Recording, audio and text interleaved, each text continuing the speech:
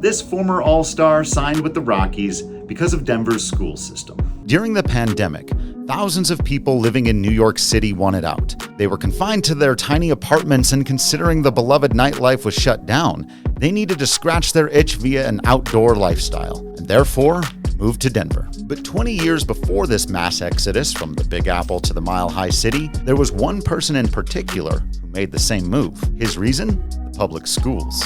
Mike Hampton had just completed a spectacular season with the New York Mets.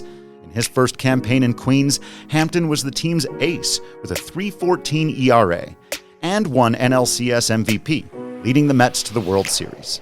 But instead of re-signing with the reigning NL champs, Hampton stunned the baseball world by inking a contract with the bottom-feeding Rockies for 8 years, $123 million, the largest in the majors. But aside from the money, Hampton was adamant with the media about why he chose Colorado over New York. Simply put, he liked the Denver area's school systems much better. Hampton was ridiculed by the New York press, and for good reason, considering that the Mets' offer of $115 million could have easily afforded his kids access to New York's best private schools. Even the commissioner's top lieutenant, Sandy Alderson, thought it was ridiculous Hampton wouldn't admit this was about money, saying, "I don't want to hear any more about the Wheat Ridge school system." Hampton's mind was made up, and he moved to Colorado, where his Rockies career got off to a hot start. On opening day, he threw 8 1/3 innings of shutout baseball, helping the Rockies win 8-0 at Coors.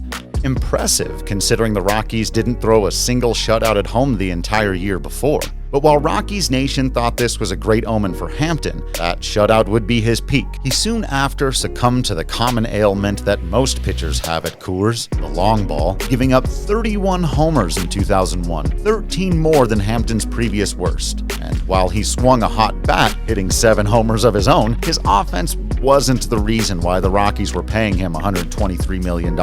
After 2 seasons of a combined .575 ERA, the Rockies were done with Hampton, where he and his love of the Denver public school system were shipped off to Atlanta.